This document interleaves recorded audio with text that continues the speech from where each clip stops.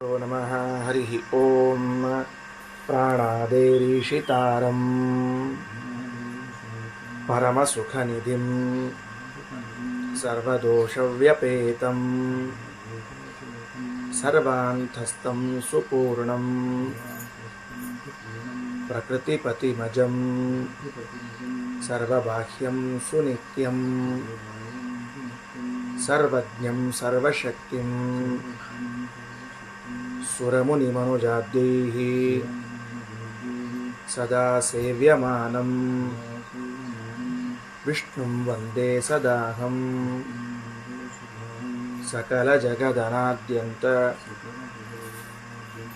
ಮಾನಂದದಂ ತಂ. ಶ್ರೀ ಗುರುಭ್ಯೋ ನಮಃ. ಪ್ರಾಜಾಪತ್ಯ ಬ್ರಾಹ್ಮಣ ಮುಗಿದ ಮೇಲೆ ಮುಂದಿನ 5ನೇ ಬ್ರಾಹ್ಮಣ ಅವ್ಯಾಕೃತ ಬ್ರಾಹ್ಮಣ. ಈ 5ನೇ ಬ್ರಾಹ್ಮಣವಾದ ಅವ್ಯಾಕೃತ ಬ್ರಾಹ್ಮಣದಲ್ಲಿ ಭಗವಂತನ ಆತ್ಮತ್ವ ಉಪಾಸನ, ಅಂದರೆ ದೇವರಿಗೆ ಆತ್ಮ ಎಂಬ ಹೆಸರಿದೆ. ಆ ಆತ್ಮ ಎಂಬ ಹೆಸರಿನಿಂದ ದೇವರನ್ನು ಕರೆದರೆ, ದೇವರನ್ನು ಧ್ಯಾನಿಸಿದರೆ, ದೇವರನ್ನು ಪೂಜಿಸಿದರೆ ಅವನಿಗೆ ಪರಮತೃಪ್ತಿಯಾಗುತ್ತದೆ. ಎಲ್ಲ ನಾಮಗಳೂ ಭಗವಂತನ ನಾಮಗಳೇ. ಉದಾಹರಣೆಗೆ ಚಕ್ಷುಹು, ಪ್ರಾಣಃ, ವಾಕ್, ಇವೆಲ್ಲ ನಾಮಗಳು ಭಗವಂತನನ್ನು ಹೇಳ್ತದೆ. ಎಲ್ಲ ನಾಮಗಳು ಭಗವಂತನನ್ನು ಹೇಳ್ತಿದ್ರೂ ಕೂಡ ಆತ್ಮ ಎಂಬುವಂತಹ ನಾಮ ಅಥವಾ ಆತ್ಮತ್ವವೆಂಬುವಂತಹ ಗುಣ ಇದು ಭಗವಂತನಿಗೆ ಬಹಳ ಪ್ರಿಯವಾದದ್ದು. ಹಾಗಾಗಿ ಅದರಿಂದಲೇ ಉಪಾಸನೆಯನ್ನು ಮಾಡಬೇಕು ಅಂತ ತಿಳಿಸಲು ಈ ಅವ್ಯಾಕೃತ ಬ್ರಾಹ್ಮಣ ಹೊರಟಿದೆ. ಏನಾಯಿತು? ಪ್ರಳಯ ಕಾಲ ಮುಕ್ತಾಯವಾಯಿತು. ಭಗವಂತ ಸೃಷ್ಟಿ ಮಾಡಬೇಕು ಅಂತ ಸಂಕಲ್ಪವನ್ನು ಮಾಡಿಕೊಂಡ. ಸೃಷ್ಟಿ ಮಾಡಬೇಕು ಅಂತ ಸಂಕಲ್ಪ ಮಾಡಿಕೊಂಡವನು ಪದಾರ್ಥಗಳನ್ನು ಸೃಷ್ಟಿ ಮಾಡ್ತಾ ಅದಕ್ಕೊಂದು ರೂಪ, ಅದಕ್ಕೊಂದು ನಾಮವನ್ನು ಕೊಟ್ಟ. ಅದಕ್ಕೊಂದು ರೂಪ, ಅದಕ್ಕೊಂದು ನಾಮವನ್ನು ಕೊಟ್ಟು ಲೋಕದಲ್ಲಿ ವ್ಯವಹಾರ ಮಾಡಲಿಕ್ಕೆ ಬಿಟ್ಟ. ವಸ್ತ್ರ ಅಂತನ್ನುವುದನ್ನು ಶಬ್ದವನ್ನು ಕರೆದ. ಅದಕ್ಕೆ ಆ ತಂತುಗಳು, ನೂಲುಗಳು ಉದ್ದಕ್ಕೂ ಅಗಲಕ್ಕೂ ಹರಡಿಕೊಂಡಿರುವಂಥ ಒಂದು ವಸ್ತುವೇನಿದೆ, ಇದಕ್ಕೆ ವಸ್ತ್ರ ಅಂತ ಕರೀರಿ, ಪಟ ಅಂತ ಕರೀರಿ ಅಂತ ಹೇಳಿದ, ಘಟ ಅಂತ ಕರೀರಿ ಅಂತ ಹೇಳಿದ, ಮಣ್ಣಿನ ಮುದ್ದೆಯಿಂದ ಮಾಡಿದ್ದನ್ನು. ಹೀಗೆ ಲೋಕಗಳಲ್ಲಿ ಎಲ್ಲ ಪದಾರ್ಥಗಳಿಗೆ ನಾಮರೂಪಗಳನ್ನು ಕೊಟ್ಟಿದ್ದಾನೆ. ಕೊಟ್ಟ ಮೇಲೆ ಇದೇನು ತಾನು ಜಗತ್ತನ್ನು ಸೃಷ್ಟಿ ಮಾಡಿದ, ಆ ಸೃಷ್ಟಿ ಮಾಡಿದ ಜಗತ್ತಿನಲ್ಲಿ ಪ್ರವೇಶ ಮಾಡ್ತಾ ಇದ್ದಾನೆ. ಪ್ರವೇಶ ಮಾಡ್ತಾ ಇರುವುದು ಹೇಗೆ ಪ್ರವೇಶ ಮಾಡಿದ್ದಾನೆ ಅಂದರೆ, ನಾವು ದೊಡ್ಡದಾದ ಅರಮನೆಯಲ್ಲಿ ಪ್ರವೇಶ ಮಾಡಿದಾಗ ಯಾವುದೋ ಒಂದು ಮೂಲೆಯಲ್ಲಿ ಕೂತಿರ್ತೇವೆ. ಯಾವುದೋ ಒಂದು ಮೂಲೆಯಲ್ಲಿ ಕೂತಿರ್ತೇವೆ. ದೊಡ್ಡ ಮನೆ, ರಾಜನ ಮನೆಯೋ ಅಥವಾ ನಮ್ಮದೇ ದೊಡ್ಡದಾದ ಮನೆ ಕಟ್ಟಿಸಿರ್ತೇವೆ. ಇಡೀ ಮನೆಯಲ್ಲಿ ಪ್ರವೇಶ ಮಾಡಿದಾಗ ಎಲ್ಲಿ ಕೂಡ್ತೇವೆ? ಹಾಲಿನಲ್ಲಿ ಒಂದು ಚೇರ್ ಮೇಲೆ ಕೂತಿರ್ತೇವೆ ಅಷ್ಟೇ. ನಾವು ಇಡೀ ಮನೆಯ ತುಂಬ ಕೂಡ್ಲಿಕ್ಕೆ ಬರುವುದಿಲ್ಲ. ಆದರೆ ಪರಮಾತ್ಮ ತಾನು ಸೃಷ್ಟಿ ಮಾಡಿದ ಈ ಜಗತ್ತು, ಈ ದೇಹಗಳು, ಇದರ ಎಲ್ಲದರ ಒಳಗೂ ಕೂಡ ಪ್ರವೇಶ ಮಾಡಿದ್ದಾನೆ. ಹೇಗೆ ಪ್ರವೇಶ ಮಾಡಿದ್ದಾನೆ ಅಂದರೆ, ಸ ಏಷ ಇಹ ಪ್ರವಿಷ್ಟ ಆನಖಾಗ್ರೇಭ್ಯ, ಉಗುರಿನ ತುದಿಯಿಂದ ಪ್ರಾರಂಭ ಮಾಡಿಕೊಂಡು ಕೂದಲಿನ ತುದಿವರೆಗೂ ಕೂಡ ಭಗವಂತ ಎಲ್ಲ ಕಡೆಗಳಲ್ಲಿ ಪ್ರವೇಶ ಮಾಡಿದ್ದಾನೆ. ಇದು ದೇವರ ವ್ಯಾಪ್ತಿ. ಯಾವ ವ್ಯಾಪ್ತಿ? ದೇಶತಃ ವ್ಯಾಪ್ತಿಯನ್ನು ಹೇಳುವ ಶಬ್ದ. ಸರಿಯಾಗಿ ಅರ್ಥ ಮಾಡಿಕೊಳ್ಬೇಕು. ಇಲ್ಲಿ ಹೇಳ್ತಾ ಇರೋದು ದೇಶತಃ ವ್ಯಾಪ್ತಿಯನ್ನು. ಯಾಕೆ? ಉಗುರಿನ ತುದಿಯಿಂದ ಕೂದಲಿನ ತುದಿವರೆಗೆ ಅಂತ ಈ ದೇಹದ ಸ್ಥಳವನ್ನು ತೋರಿಸ್ತಾ ಇದ್ದೀವಿ. ಈ ದೇಹವನ್ನು ತೋರಿಸ್ತಾ ಇದ್ದರಿಂದ ಇದಕ್ಕೆ ದೇಶ ಅಂತ ಕರೀತಾರೆ. ಇದು ಕಾಲ ಅಲ್ಲ, ಇದು ಗುಣ ಅಲ್ಲ. ಹಾಗಾಗಿ ದೇಶತಃ ವ್ಯಾಪ್ತನಾಗಿದ್ದಾನೆ. ಮುಗೀತು. ಅದಕ್ಕೆ 2 ದೃಷ್ಟಾಂತವನ್ನು ಕೊಡ್ತಾರೆ. ಏನು ಅಂದ್ರೆ, ಹೆಂಗೆ ವ್ಯಾಪಿಸಿಕೊಂಡಿದ್ದಾನ ಪರಮಾತ್ಮ ಅಂದ್ರೆ, ತುಂಬ ಅಂತ ಹೇಳಿದ್ರಿ. ದೇಹದ ತುಂಬ ಪರಮಾತ್ಮ ವ್ಯಾಪಿಸಿಕೊಂಡಿದ್ದಾನೆ ಎಂಬುದು ದೃಷ್ಟಾಂತ ಹೇಳಿದಾಗ ತಿಳಿದು ಬರುವಂಥ ಅಧಿಕಾರಿಗಳು ನಾವಾದದ್ದರಿಂದ 2 ದೃಷ್ಟಾಂತವನ್ನು ಕೊಡುತ್ತಾರೆ. ಒಂದು ದೇಹದ ಹೊರಗಿರುವ ದೃಷ್ಟಾಂತ, ಇನ್ನೊಂದು ದೇಹದ ಒಳಗೇ ಇರುವ ದೃಷ್ಟಾಂತವನ್ನು ಕೊಡುತ್ತಾರೆ. ಹೇಗಪ್ಪ? ಯಥಾ ಕ್ಷುರಃ ಕ್ಷುರಧಾನೇನ ಅವಹಿತಃ ಸ್ಯಾತ್. ಹೇಗೆ ಕ್ಷುರಃ ಅಂದರೆ ಕತ್ತಿ, ಕತ್ತಿ ಅಂದರೆ ಖಡ್ಗ.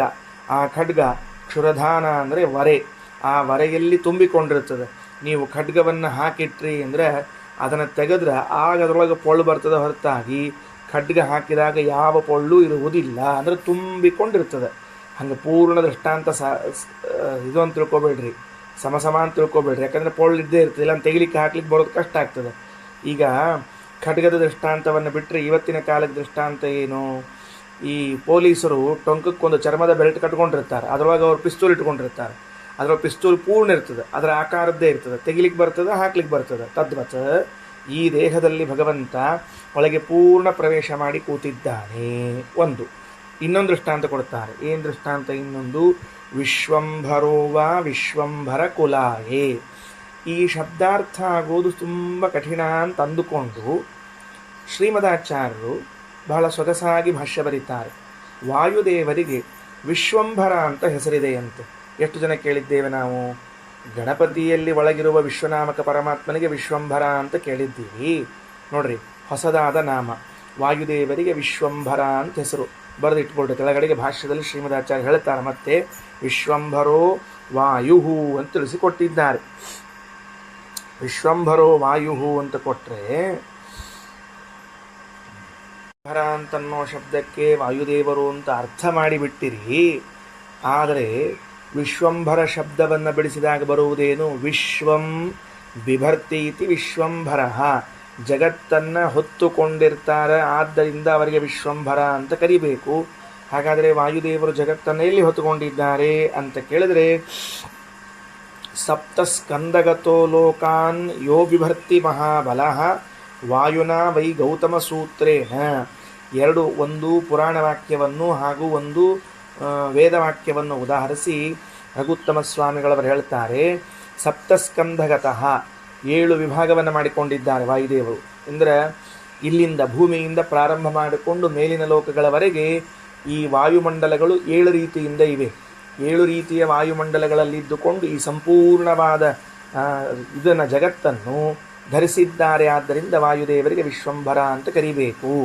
ಮತ್ತು ವಾಯುನಾವೈ ಗೌತಮ ಸೂತ್ರೇಣ ಅನ್ನುವಂತಹ ಶ್ರುತಿಯು ವಾಯುದೇವರು ಸೂತ್ರ ರೂಪದಲ್ಲಿದ್ದಾರೆ. ಸೂತ್ರ ರೂಪದಲ್ಲಿದ್ದಾರೆ ಅಂದರೆ ಈ ಜಗತ್ತನ್ನು ಮಣಿಯ ರೂಪದಲ್ಲಿ ಧರಿಸಿಕೊಂಡಿದ್ದಾರೆ.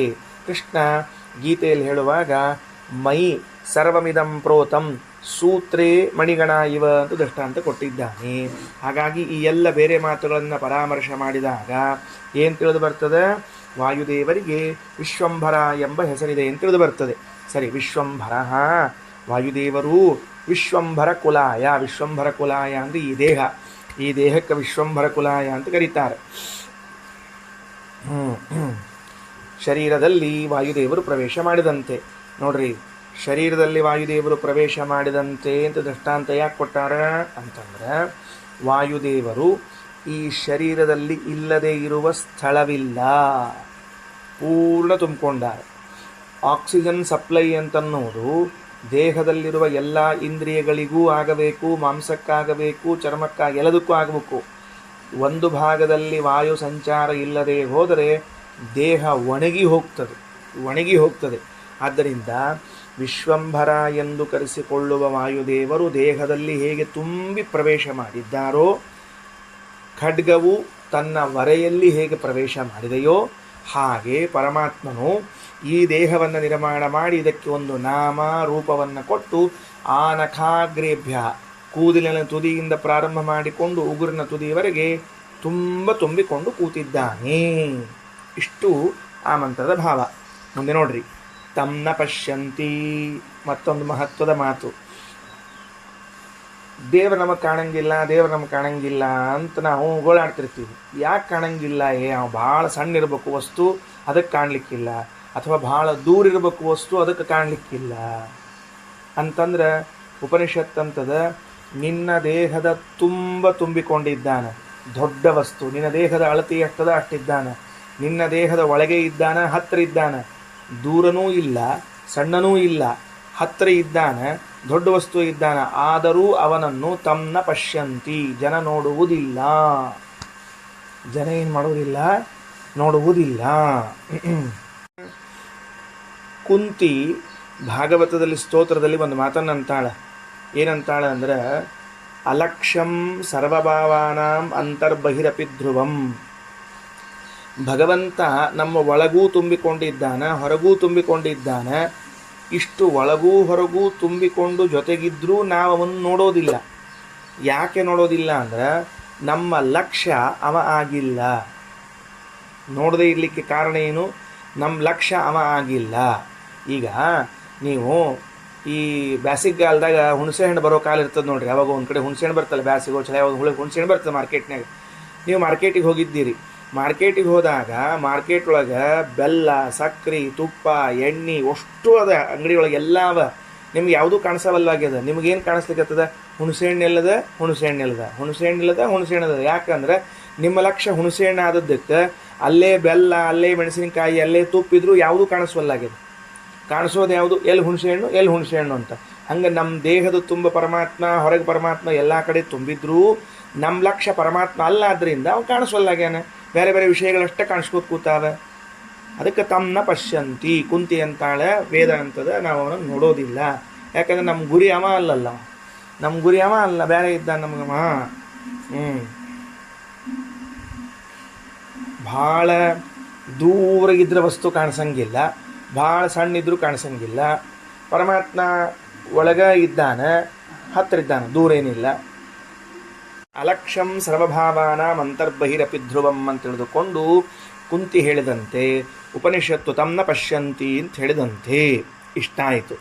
ಇನ್ನು ನೋಡ್ರಿ, ಈಗ ದೇವರು ಈ ಜಗತ್ತನ್ನು ಸೃಷ್ಟಿ ಮಾಡಿ ಈ ಜಗತ್ತಿಗೆ ನಾಮರೂಪಗಳನ್ನು ಕೊಟ್ಟು ಅದರಲ್ಲಿ ಪ್ರವೇಶ ಮಾಡಿದ್ದಾನೆ, ಜೊತೆಗಿದ್ದಾನೆ. ಆದರೂ ಅವನನ್ನು ನೋಡುವುದಿಲ್ಲ. ಒಂದು ದೋಷ. ಎರಡನೇದ್ದೇನು ಅಂತಂದರೆ ಅವನನ್ನು ನಾವು ಸರಿಯಾಗಿ ತಿಳಿಯುವುದೂ ಇಲ್ಲ. ದೇವರನ್ನು ಯಾಕೆ ಸರಿಯಾಗಿ ತಿಳಿಯುವುದಿಲ್ಲ ಅಂತಂದರೆ, ಒಂದೊಮ್ಮೆ ನಾವು ಭಗವಂತನನ್ನು ಆತ್ಮ ಎಂಬ ಹೆಸರಿನಿಂದ ತಿಳಿಯದೆ, ಕರೆಯದೆ, ಉಪಾಸಿಸದೆ, ಪೂಜಿಸದೆ, ಭಜಿಸದೆ ಹೋದರೆ ಆಗ ಏನಾಗ್ತದೆ ಅಂದರೆ ಅಕೃತ್ಸ್ನೋ ಹಿ ಸಹ, ಪೂರ್ಣವಾಗಿ ಅವನನ್ನು ತಿಳಿದಂತೆ ಅಲ್ಲ. ಅಕೃತ್ಸ್ನಃ, ಕೃತ್ಸ್ನಃ ಅಂದರೆ ಪೂರ್ಣ, ಅಕೃತ್ಸ್ನಃ ಅಂದರೆ ಪೂರ್ಣವಲ್ಲ. ಸಹ ಅವನೇನಾಗ್ತಾನೆ ಅಂದರೆ ಇಷ್ಟೆಲ್ಲ ಇದ್ದರೂ ಕೂಡ ಅವನನ್ನು ನಾವು ಪೂರ್ಣವಾಗಿ ತಿಳಿದಿಲ್ಲ. ಯಾಕಂದರೆ ಬೇರೆ ಯಾವುದೇ ಒಂದು ನಾಮದಿಂದ ಭಗವಂತನನ್ನು ಚಿಂತನೆ ಮಾಡಿದರೂ ಅಪರಿಪೂರ್ಣವಾಗಿ ಚಿಂತನೆ ಮಾಡಿದಂತೆ. ಉದಾಹರಣೆಗೆ ಪ್ರಾಣ ಅಂತ ಇಟ್ಟುಕೊಳ್ಳ್ರಿ. ಪ್ರಾಣನಾಮದಿಂದ ಭಗವಂತನ ಚಿಂತನೆ ಮಾಡೋಣವ ಅಂದರೆ ಪ್ರಾಣನ್ನೇವ ಪ್ರಾಣೋ ನಾಮ ಭವತಿ ಉಪನಿಷತ್ತು ಹೇಳ್ತದೆ. ಆ ಪ್ರಾಣನಾಮದಿಂದ ನೀವು ಭಗವಂತನ ಚಿಂತನೆ ಮಾಡೋದಕ್ಕೂ ಆತ್ಮ ಎಂಬ ನಾಮದಿಂದ ಭಗವಂತನ ಚಿಂತನೆ ಮಾಡೋದಕ್ಕೂ ಎಷ್ಟು ವ್ಯತ್ಯಾಸದ ಅಂದ್ರೆ, ಪ್ರಾಣ ಅಂತ ಯಾವಾಗ ಕರೀತಾರೆ ಅಂದರೆ ಜೀವನ ಪ್ರದತ್ವ. ನಮ್ಮಲ್ಲಿ ಶ್ವಾಸೋಚ್ಛ್ವಾಸವನ್ನು ಮಾಡಿಸುವಂಥದ್ದು ಪ್ರಾಣ ಶಬ್ದದ ಅರ್ಥ. ಜೀವನವನ್ನು ಉಂಟು ಮಾಡುವುದು, ಜೀವನ ಪ್ರದತ್ವ ಅಂತ ಇಷ್ಟು ತಿಳ್ಕೊಳ್ರಿ. ಹಾಗಾದರೆ ನಾನು ಪರಮಾತ್ಮನನ್ನು ಪ್ರಾಣ ಅಂತ ಚಿಂತನೆ ಮಾಡಿದರೆ ಜೀವನ ಪ್ರದ ಎಂಬ ಒಂದೇ ಗುಣವನ್ನು ಚಿಂತನೆ ಮಾಡಿದಂತಾಯಿತು. ಇನ್ನುಳಿದ ಗುಣಗಳ ಚಿಂತನೆ ಬರಲಿಲ್ಲ. ನೋಡ್ರಿ, ಪ್ರಾಣನ್ನೇವ ಪ್ರಾಣೋ ನಾಮ ಭವತಿ. ಇನ್ನು ವಾಕ್ ಅಂತ ನಾನು ಚಿಂತನೆ ಮಾಡಿದರೆ ಆಗ ಭಗವಂತನಲ್ಲಿ ಏನು ಗುಣ ಚಿಂತನೆ ಮಾಡಿದಾಯಿತು? ವದನ್ ವಾಕ್, ಮಾತನಾಡುವ ಗುಣ ಉಳ್ಳವನೂ ಎಂಬ ಚಿಂತನೆಯನ್ನಷ್ಟೇ ನಡೆಸಿದಂತೆ ಆಯಿತೆ ಹೊರತಾಗಿ ಇನ್ನುಳಿದ ಯಾವ ಗುಣಗಳ ಚಿಂತನೆ ಮಾಡಿದಂತಾಗಲಿಲ್ಲ. ಪ್ರಾಣನ್ನೇವ ಪ್ರಾಣೋ ನಾಮ ಭವತಿ. ಭಗವಂತನಿಗೆ ನೀವು ಪ್ರಾಣ ಅಂತ ಕರೆಯುವುದಾದರೆ ಜೀವನ ಪ್ರದ. ವದನ್ ವಾಕ್, ವಾಕ್ ಅಂತ ದೇವರನ್ನು ನೀವು ಕರೆಯುವುದಾದರೆ ಮಾತನಾಡುವಿಕೆ ಎಂಬ ಗುಣ. ಪಶ್ಯನ್ ಚಕ್ಷುಹು, ಚಕ್ಷುಹು ಎಂಬ ನಾಮದಿಂದ ನಾನು ಭಗವಂತನ ಉಪಾಸನೆ ಮಾಡಿದರೆ ನೋಡುವಿಕೆ ಎಂಬ ಗುಣ ಮಾತ್ರ ಬರ್ತದೆ. ಅಂದರೆ ಇದು ಗುಣ ಅಲ್ಲ, ಆ್ಯಕ್ಚುಲಿ ಇದೆಲ್ಲ ಕ್ರಿಯೆಗಳು. ಸುಮ್ಮನೆ ಹೇಳ್ತಾ ಹೊರಟಿದ್ದೇನೆ. ಮಾತನಾಡುವುದು ಎಂಬ ಕ್ರಿಯಾ, ಆಮೇಲೆ ನೋಡುವುದು ಎಂಬ ಕ್ರಿಯಾ. ಶೃಣ್ವನ್ ಶ್ರೋತ್ರಂ, ದೇವರನ್ನು ನೀವು ಶ್ರೋತ್ರ ಎಂಬ ಶಬ್ದದಿಂದ ಉಪಾಸನ ಮಾಡಿದರೆ ಕೇಳುವಿಕೆ ಎಂಬ ಒಂದೇ ಧರ್ಮ ಬರ್ತದೆ. ಮನ್ವಾನೋ ಮನಃ, ಮನಃ ಎಂಬ ನಾಮದಿಂದ ಭಗವಂತನ ಉಪಾಸನ ಮಾಡಿದರೆ ಆಗ ತಿಳಿದುಕೊಳ್ಳುವಿಕೆ ಎಂಬ ಒಂದೇ ಒಂದು ಗುಣವನ್ನು ಹೇಳಿದಂತೆ ಆಗ್ತದೆ. ತಾನಿ ಅಸ್ಯ ಏತಾನಿ ಕರ್ಮನಾಮಾನ್ಯೇವ. ಗುಣ ಅಂತ ಬಾಯಲ್ಲಿ ಆಡಿದ್ದೀನಿ ತಿಳಿಲಿ ಎಂಬುದಕ್ಕೆ ವಾಸ್ತವಿಕವಾಗೆಲ್ಲ ಕರ್ಮನಾಮಗಳು. ಒಂದೊಂದೇ ಕರ್ಮ, ಒಂದೊಂದೇ ಕರ್ಮಗಳನ್ನು ಹೇಳಿದಂತೆ ಆಗ್ತದೆ, ಹೆಚ್ಚಿಗೆ ಅಲ್ಲ. ನೋಡ್ರಿ, ಏನೇನು ಕರ್ಮ ಹೇಳ್ದಂಗಾಯಿತು? ಪ್ರಾಣನ್ನೇವ ಪ್ರಾಣೋ ನಾಮ ಭವತಿ. ಜೀವನ ಪ್ರದ ಅಂದರೆ ಶ್ವಾಸೋಚ್ಛ್ವಾಸವನ್ನು ಮಾಡಿಸ್ತಾನೆ.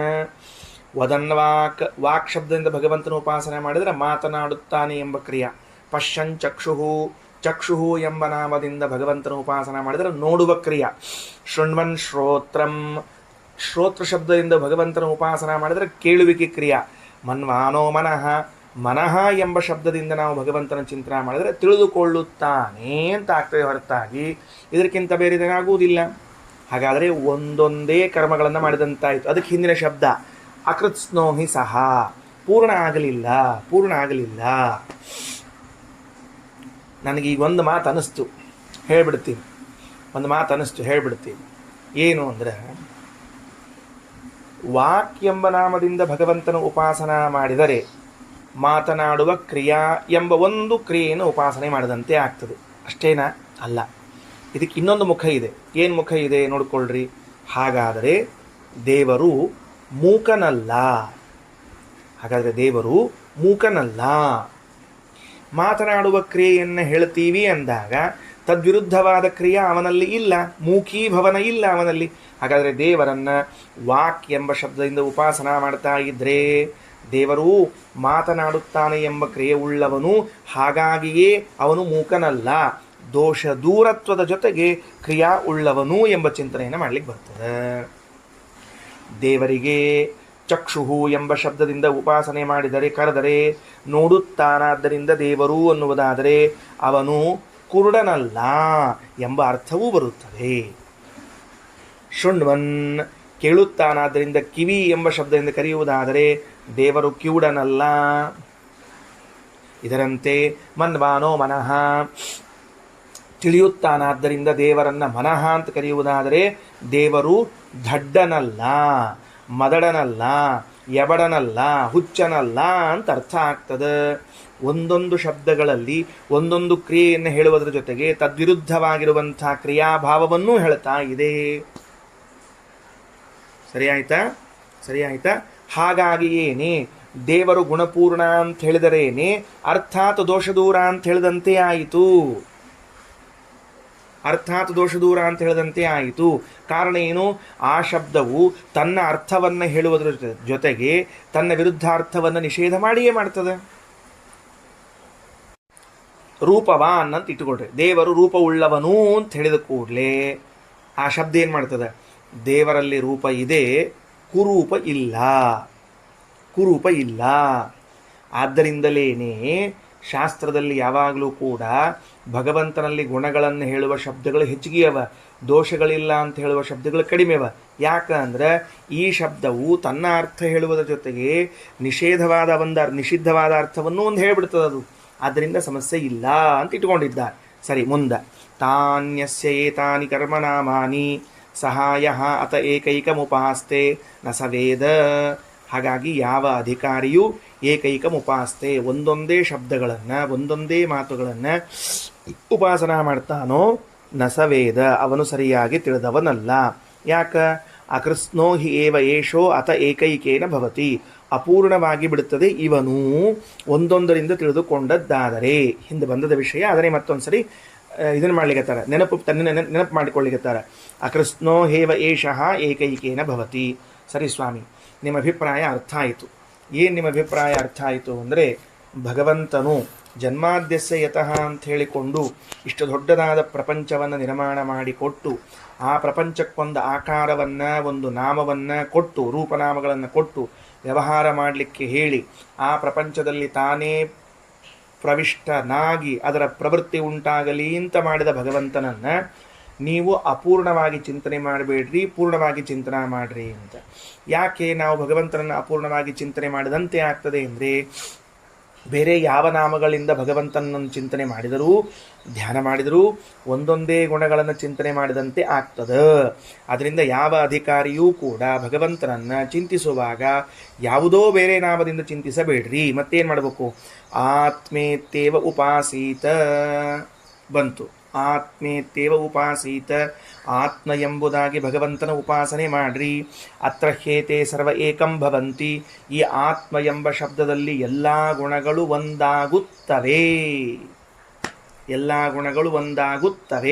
ಮುಗೀತು. ಏನರ್ಥ ಮಾಡಿಕೊಂಡ್ವಿ ನಾವೀಗ? ಆತ್ಮ ಶಬ್ದದಲ್ಲಿ ಏನುಳಿತು? ಭಗವಂತ ಎಲ್ಲ ಗುಣಗಳನ್ನು ಉಳ್ಳವನಾಗ್ತಾನೆ. ನೋಡ್ರಿ, ರಾಯರು ಏನು ಬರೆದಾರ ಖಂಡಾರ್ಥದಲ್ಲಿ, ಅಕೃತ್ಸ್ನೋ ಭವತಿ ಏಷಃ ಉಪಾಸಕಃ ಅತಃ ಏಷು ಪ್ರಾಣನಾದಿಷು ಏಕೈಕೇನ ಉಪಾಸಿತೇನ ಅಕೃತ್ಸ್ನೋ ಭವತಿ. ರಾಯರ ಖಂಡಾರ್ಥದ ವಾಕ್ಯವನ್ನು ಓದಿ ಅರ್ಥ ಹೇಳ್ತಿದ್ದೇನೆ, ಕೇಳಿಸಿಕೊಳ್ಳುವುದೂ ಒಂದು ಪುಣ್ಯವಾದದ್ರಿಂದ ಅವಶ್ಯ ಕೇಳಿಸಿಕೊಳ್ಳ್ರಿ. ರಾಯರೇನಂತಾರ, ಇಲ್ಲಿ ಪ್ರಾಣ, ವಾಕ್, ಚಕ್ಷು, ಶ್ರೋತ್ರಂ, ಮನಃ ಅಂತನ್ನುವಂತಹ ನಾಮಗಳೇನಿದೆಯೋ ಇವುಗಳಲ್ಲಿ ಒಂದೊಂದರಿಂದ ಉಪಾಸನೆ ಮಾಡಿದರೆ ಅಕೃತ್ಸ್ನೋ ಭವತಿ, ಪೂರ್ಣವಾಗುವುದಿಲ್ಲ. ಅಂದರೆ ಏನು ಅಂದ್ರೆ ಸ್ವಾಭಿಮತ ಸಚ್ಚಿದಾನಂದತ್ವಾದಿ ರೂಪ ಫಲಾವಾಪ್ತಿಮಾನ್ನ ಭವತಿ. ಭಾಳ ಚಂದ ರಾಯರು ವಿವರಣೆ ಕೊಟ್ಟರೆ ತುಂಬ ಸುಂದರ. ಪೂರ್ಣ ಆಗೋದಿಲ್ಲ ಅಂದರೆ ಏನರ್ಥ ಅಂದ್ರೆ ನಾ ಪೂರ್ಣ ಆಗಂಗಿಲ್ಲ ಅಂತ ಅರ್ಥೋ, ದೇವ್ರ ಉಪಾಸನ ಪೂರ್ಣ ಆಗಂಗಿಲ್ಲ ಅಂತ ಅರ್ಥೋ. ಹೆಂಗೆ ಅರ್ಥ ಅದಕ್ಕೆ? ನೀ ಎಂದು ಪೂರ್ಣ ಆಗವ, ನೀ ಪೂರ್ಣ ಅಲ್ಲೇ ಇಲ್ಲ, ನೀ ಅಪೂರ್ಣ್ಯ, ನೀ ಪೂರ್ಣ ಅಲ್ಲೇ ಅಲ್ಲ. ಮತ್ತು ಹಂಗಾರೆ ದೇವ್ರ ಉಪಾಸನ ಪೂರ್ಣ ಆಗಂಗಿಲ್ಲ ಅಂದರೆ ನೀ ಎಂದು ಪೂರ್ಣ ಉಪಾಸನ ಮಾಡ್ಲಿಕ್ಕೆ ಸಾಧ್ಯದ? ಅವನ್ನ ಆಗೋದೇ ಇಲ್ಲ. ಅವನ ಉಪಾಸನೆ ಪೂರ್ಣ ಹೆಂಗೆ ಮಾಡ್ಲಿಕ್ಕೆ ಸಾಧ್ಯದ? ಅವನ ಉಪಾಸನೆಯನ್ನೂ ನೀ ಪೂರ್ಣ ಮಾಡಲಾರಿ, ನೀನೂ ಪೂರ್ಣಲಾಗಲಾರಿ. ಅಂದಮೇಲೆ ಉಪನಿಷತ್ತು ಅದು ಹೆಂಗೆ ಅಕೃತ್ಸ್ನಃ ಪೂರ್ಣ ಆಗಲಿಲ್ಲ ಅಂತಂತೂ ಅಂದ್ರೆ ಅದಕ್ಕೆ ರಾಯರ ವ್ಯಾಖ್ಯಾನ ಮಾಡ್ತಾರೆ, ಸ್ವಾಭಿಮತವಾದ ನಾನು ಯಾವ 4 ಗುಣಗಳ ಉಪಾಸನೆಯನ್ನು ಮಾಡಿ ಮೋಕ್ಷವೆಂಬ ಫಲವನ್ನು ಹೊಂದಬೇಕಾಗಿತ್ತೋ, ಯಾವುದು ಸತ್ ಚಿತ್ ಆನಂದ ಎಂಬುವಂತಹ ಫಲವನ್ನು ಇದನ್ನು ಉಪಾಸನ ಮಾಡಿ ನಾನು ಮೋಕ್ಷದಲ್ಲಿ ಸತ್ ದೋಷ ದೂರ, ಚಿತ್ ಜ್ಞಾನ, ಆನಂದ ಸುಖವುಳ್ಳವನಾಗಬೇಕಾಗಿತ್ತೋ ಅದು ಪೂರ್ಣವಾಗುವುದಿಲ್ಲ ಅಂತ ಅರ್ಥದ.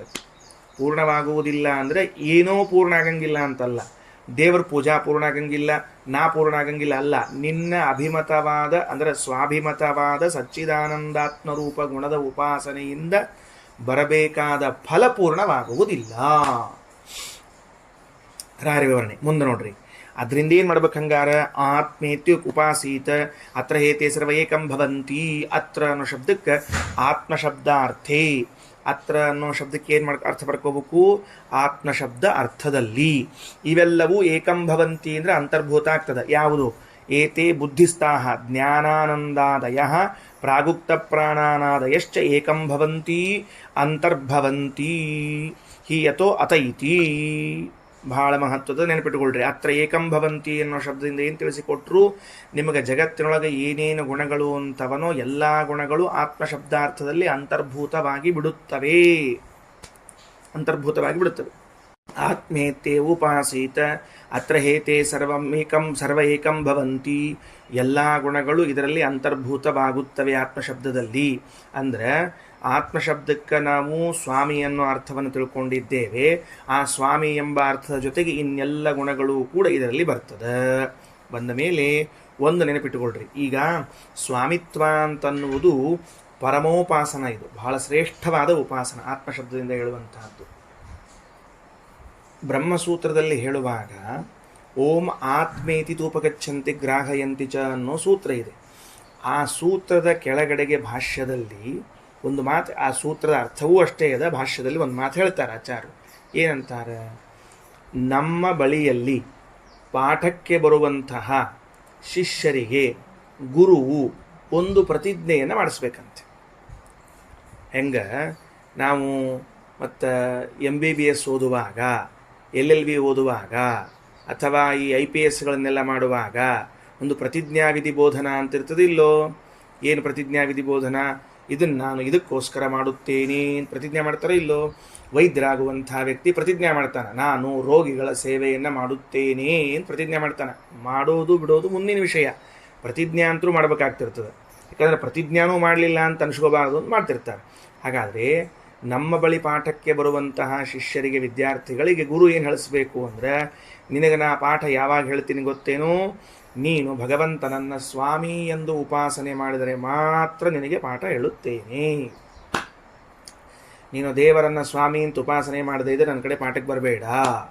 ಆತ್ಮೇತಿ ಉಪಗಚ್ಚಂತಿ ಗ್ರಾಹಯಂತಿ ಚ. ತಾವು ತಿಳಿದು ಉಪಾಸನೆ ಮಾಡ್ತಾರ, ಶಿಷ್ಯರಿಗೆ ಗ್ರಾಹಯಂತಿ ಬೋಧಿಸಿ ಉಪಾಸನೆ ಮಾಡ್ಲಿಕ್ಕೆ ಹಚ್ತಾರ, ಅಂಥವರೇ ನಿಜವಾದ ಗುರುಗಳು ಅಂತ ಹೇಳಿದ್ದಾರೆ. ಅದಕ್ಕೇನು ಸಂಬಂಧ ರೀ ಆಚಾರ? ತಂಪಾಡಿ ತಾವು ಉಪಾಸನ ಮಾಡ್ಕೊಳ್ಳಿ, ಬಂದು ಮಂದಿಗೆ ಶಿಷ್ಯರಿಗೆಲ್ಲ ಮಾಡು ಮಾಡು ಅಂತ ಯಾಕೆ ಬೆನ್ನು ಹತ್ಬೇಕು ಅಂತಂದ್ರೆ ಅದಕ್ಕೇನು ಹೇಳ್ತಾರೆ ಗೊತ್ತೇನೋ ಶಾಸ್ತ್ರದಲ್ಲಿ? ಹಂಗ ಅವ ಗುರು ಶಿಷ್ಯನಿಗೆ ಉಪದೇಶ ಮಾಡದೇ ಹೋದರೆ ಇವನಿಗೆ ಮೋಕ್ಷ ಪ್ರಾಪ್ತಿಯಲ್ಲಿ ವಿಳಂಬವಾಗ್ತದ ಅಂತ ಹೇಳ್ತಾರೆ. ನೋಡ್ರಿ ಎಷ್ಟು ವಿಚಿತ್ರದ. ಇವ ತನ್ನ ಸಾಧನ ಮಾಡ್ಕೊಂಡ್ಬಿಟ್ಟಾನ, ಮೋಕ್ಷಕ್ಕೆ ಹೋಗ್ಬೇಕಾಗ್ಯದ, ಇವನಿಗೆ ವಿಳಂಬ ಆಗ್ತದೆ. ಯಾಕಂದ್ರೆ ಇವ ಶಿಷ್ಯನಿಗೆ ಉಪಾಸನಾ ಮಾಡು ಅಂತ ಹೇಳಿಲ್ಲ. ಆದ್ರಿಂದ ಎಷ್ಟು ಕಠಿಣದ. ಅಂದಮೇಲೆ ಈಗ ನನ್ನ ಜವಾಬ್ದಾರಿ ಏನು ಅಂದ್ರೆ ನಾನು ನಿಮಗೆಲ್ಲ ಹೇಳಬೇಕು. ಈಗ ಅಂದ್ರೆ ನಾ ಏನು ಗುರು ಅಂತ ತಿಳ್ಕೊಂಡಿಲ್ಲ, ನೀವೇನು ಶಿಷ್ಯರು ಅಂತ ತಿಳ್ಕೊಬೇಡ್ರಿ, ಸುಮ್ಮನೆ ಹೇಳಿರ್ತೀನಿ ಅಷ್ಟ. ಏನು ಅಂದ್ರೆ ನೀವೆಲ್ಲರೂ ಕೂಡ ಪಾಠಕ್ಕೆ ಬರುವಂಥವರು ಭಗವಂತನನ್ನ ಆತ್ಮ ಎಂದು ಉಪಾಸನೆ ಮಾಡಲೇಬೇಕು. ಸ್ವಾಮಿ ಸರ್ವಸ್ವಾಮಿ ಮಮ ಸ್ವಾಮಿ, ಇದನ್ನು ಆತ್ಮಶಬ್ದ. ಜೊತೆಗೆ ಇಲ್ಲಿ ಹೇಳಿದಂತೆ ಆತ್ಮಶಬ್ದವು ಸ್ವಾಮಿತ್ವದ ಜೊತೆಗೆ ಸತ್ ಚಿತ್ ಆನಂದ ಆತ್ಮ ರೂಪ ಗಂಧ ಸೌಂದರ್ಯ ಮಾಧುರ್ಯ ಎಲ್ಲ ಗುಣಗಳನ್ನು ಹೊಂದಿದ್ದಾಗಿದೆ ಅಂತ ಉಪಾಸನ ಮಾಡ್ರಿ.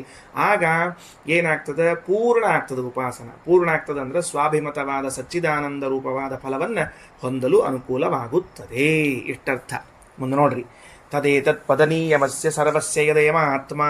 ತದೇತತ್ ಈ ಆತ್ಮತ್ವೋಪಾಸನ ಅನ್ನೋದು ಪದನೀಯಮಸ್ಯ ಈ ಭಗವಂತನನ್ನು ಹೊಂದಲು ಸಾಧನವಾಗಿದೆ. ಪದನೀಯ ಅಂದರೆ ಸಾಧನ. ಭಗವಂತನನ್ನು ನಾವು ಹೊಂದಲಿಕ್ಕೆ ಈ ಆತ್ಮತ್ವೋಪಾಸನ ಎಂಬುದು ಸಾಧನ ಆಗಿದೆ. ಯಾಕೆ? ಸರ್ವಸ್ಯ ಯದಯಮ ಆತ್ಮ. ಯಾಕೆ? ಅವನು ಸೃಷ್ಟಿ ಮಾಡಿದ ಎಲ್ಲ ಪದಾರ್ಥಗಳಿಗೂ ಆತ್ಮ ಅಂದ್ರೆ ಏನಾಗ್ಯಾನ? ಸ್ವಾಮಿ ಆಗಿದ್ದಾನೆ. ಜಗತ್ತಿನಲ್ಲಿ ಒಂದು ಇಂಥ ಪದಾರ್ಥ ಇಲ್ಲ. ಎಂಥ ಪದಾರ್ಥ? ಭಗವಂತನ ಸ್ವಾಮಿತ್ವವನ್ನು ಹೊರತುಪಡಿಸಿದ ಒಂದು ಪದಾರ್ಥ ಇಲ್ಲ. ಬೇಕಾದರೆ ಲೋಕದಲ್ಲಿ ಹೇಳಬಹುದು, ಈ ರಾಜನಿದ್ದಾನೆ, ಅವನಿಗೆ ಸಂಬಂಧಪಟ್ಟ ವಸ್ತುಗಳಿಷ್ಟು, ಅವನ ದೇಶವನ್ನು ಮೀರಿ ಹೊರಗೆ ಬಂದರೆ ಅವನ ಸ್ವಾಮಿತ್ವಕ್ಕೆ ಒಳಪಡುವುದಿಲ್ಲ. ಇದೆಲ್ಲವೂ ಕೂಡ ಈ ದೇಶದಲ್ಲಿದ್ದ ರಾಜನಿಗೆ ಇದು ದೇಶ ದಾಟಿ ಬಿಟ್ಟರೆ ಆ ಪದಾರ್ಥಗಳು ಇವನ ಸ್ವಾಮಿತ್ವಕ್ಕೆ ಒಳಪಡುವುದಿಲ್ಲ. ಈಗ ಭಾರತದ ಪ್ರಧಾನಮಂತ್ರಿ ಇದ್ದರೆ ಆ ಭಾರತ ಪ್ರಧಾನಮಂತ್ರಿಯು ಭಾರತದಲ್ಲಿದ್ದ ಎಲ್ಲ ಸಾಮಗ್ರಿಗಳಿಗೂ ಪ್ರಧಾನಮಂತ್ರಿ ಆತ, ಅಲ್ಲೆಲ್ಲ ಬಡತನ ಅವನಿಗೆ. ಆದರೆ ಪಕ್ಕದಲ್ಲಿದ್ದ ಈ ದೇಶ ಆ ದೇಶದಲ್ಲಿದ್ದ ಸಾಮಗ್ರಿಗಳಿಗೆ ಅವನ ಸಂಬಂಧವೇ ಇಲ್ಲ. ಭಗವಂತನಿಗೆ ಹೀಗಿದೆಯಾ ಅಂದರೆ ದೇಶದ ಬಾಧೆ ಇಲ್ಲ. ಸ್ವಾಮಿತ್ವ ಅಂದರೆ ಸರ್ವಕ್ಕೂ ಸ್ವಾಮಿತ್ವ ಉಂಟು.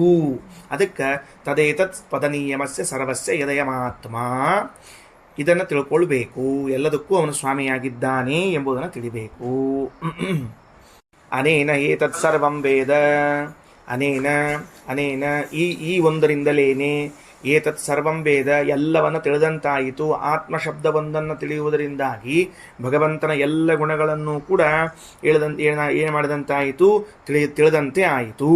ಹೆಂಗಪ್ಪ ನೋಡ್ರಿ. ಯಥಾ ವೈ ಪದೇನ ಅನುವಿಂದೇತ ಏವಂ ಕೀರ್ತಿಂ ಶ್ಲೋಕಂ ವಿಂದತೆ ಯಗೇವಂ ವೇದ. ಯಾವ ರೀತಿಯಾಗಿ ಸ್ವರ್ಗ ಸಾಧನವಾದದ್ದು ಇಂತಹ ಯಜ್ಞ, ಆಮೇಲೆ ಸಂಪತ್ತಿಗೆ ಸಾಧನವಾದದ್ದು ಇಂಥ ಯಜ್ಞ, ಪುತ್ರ ಸಾಧನವಾದದ್ದು ಇಂಥ ಯಜ್ಞ ಅಂತ ಲೋಕದಲ್ಲಿ ಒಂದೊಂದು ಪದಾರ್ಥಗಳ ಸಾಧನ ಒಂದೊಂದನ್ನು ಹೇಳಿದಂತೆ ಉತ್ತಮವಾದ ಲೋಕಗಳನ್ನು, ಉತ್ತಮವಾದ ಜ್ಞಾನ, ಉತ್ತಮವಾದ ಆನಂದವನ್ನು ಪಡೆದುಕೊಳ್ಳಿಕ್ಕೆ ಸಾಧನ ಅಂತ ಕರೆಸಿಕೊಂಡದ್ದು ಈ ಆತ್ಮತ್ವೋಪಾಸನ. ನೋಡ್ರಿ. ಯಥಾ ವೈ ಪದೇನ ಅನುವಿಂದೇತ. ಪದೇನ ಸಾಧನದಿಂದ ಅನುವಿಂದೇತ ಹೊಂದಲ್ಪಡುತ್ತದೆ. ಎಲ್ಲಿ? ಲೋಕದಲ್ಲಿ. ಹೆಂಗೆ? ಶ್ರೀ ಸೂಕ್ತವನ್ನು ಪಾರಾಯಣ ಮಾಡಿ ಹೋಮಿಸಿದರೆ ಲಕ್ಷ್ಮೀದೇವಿ ಪ್ರಸನ್ನಳಾದರೆ ಸಂಪತ್ತು ಬರ್ತದೆ. ಹಾಗಾದರೆ ಈ ಹೋಮವು ಸಂಪತ್ತಿಗೆ ಸಾಧನ. ಜ್ಯೋತಿಷ್ಠೋಮೇನ ಸ್ವರ್ಗಕಾಮೋ ಯಜೇತ. ಜ್ಯೋತಿಷ್ಠೋಮ ಯಜ್ಞವನ್ನು ಮಾಡ್ತೇವೆ, ಸ್ವರ್ಗ ಸಿಗುತ್ತದೆ.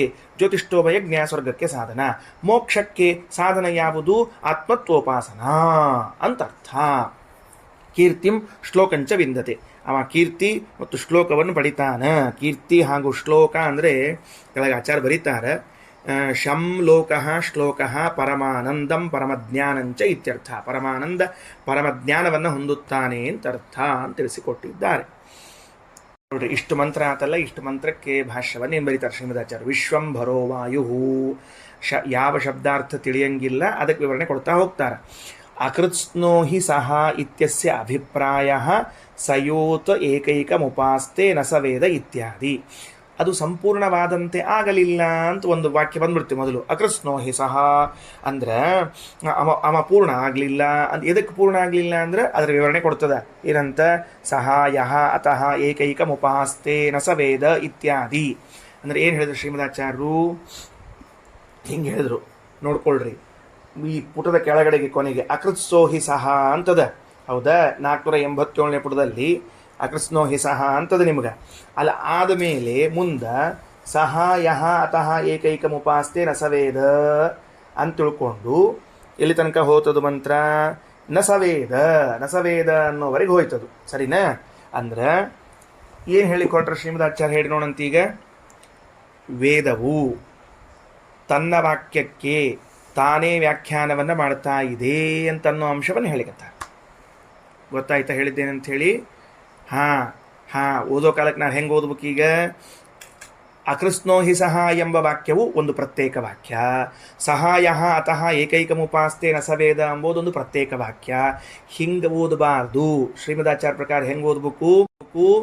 ಅಕೃಷ್ಣೋ ಹಿ ಸಹ ಎಂಬುವುದು ಮೂಲ ವಾಕ್ಯವೆನಿಸಿದೆ, ಸಹಾಯ ಅತ ಏಕೈಕಮುಪಾಸ್ತೆ ಎಂಬುದು ವ್ಯಾಖ್ಯಾನವೆನಿಸಿದೆ.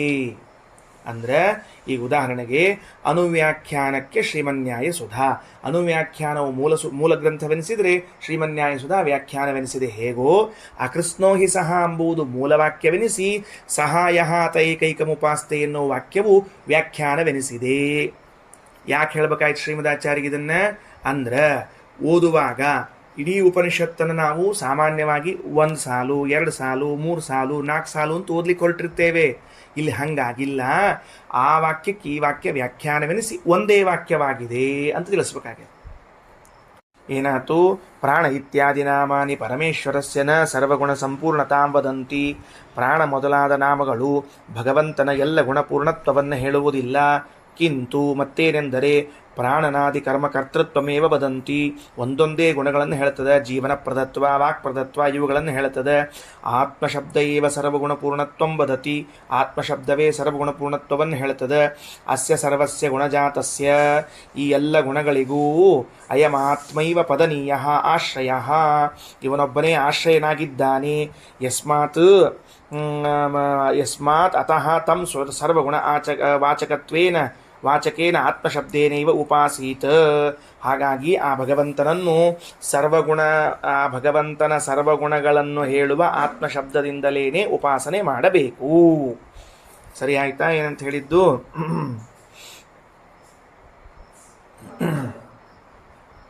ಮುಂದೆ ಅಸ್ಯ ಸರ್ವಗುಣ ಜಾತಸ್ಯ, ಮತ್ತು ಈ ಸರ್ವಗುಣವುಳ್ಳಂತಹ ಪರಮಾತ್ಮನು ಆತ್ಮೈವ ಪದನೀಯ ಉಲ್ಟಾ, ಈ ಎಲ್ಲ ಗುಣಗಳಿಗೂ ಕೂಡ ಅಸ್ಯ ಸರ್ವಗುಣ ಜಾತಸ್ಯ, ಈ ಜಗತ್ತಿನಲ್ಲಿ ನಾವು ಯಾವ ಯಾವ ಗುಣಗಳನ್ನು ತಿಳಿತೇವೋ ಆ ಎಲ್ಲ ಗುಣಗಳಿಗೂ ಕೂಡ ಅಯಂ ಆತ್ಮೈವ ಪದನೀಯ, ಈ ಪರಮಾತ್ಮನೇ ಏನಾಗಿದ್ದಾನೆ?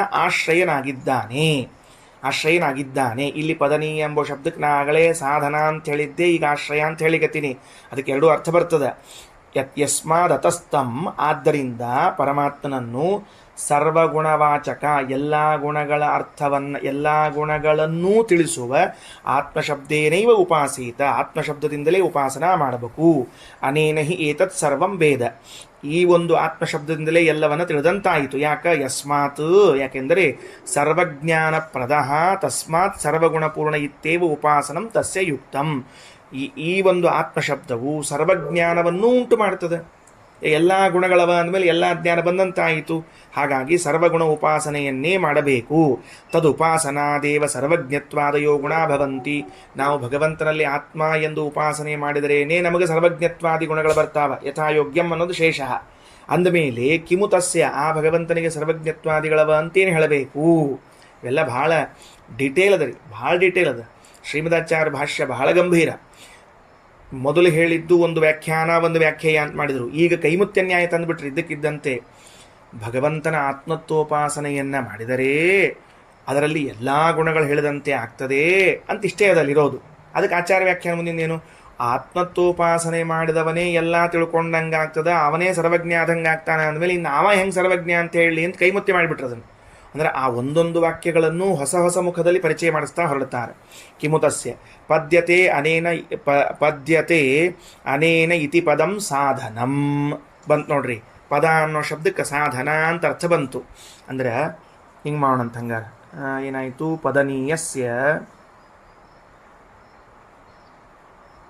ಪದನೀಯಂ ಅಸ್ಯ ಪದೇನ, ಸರಿ ಅದ.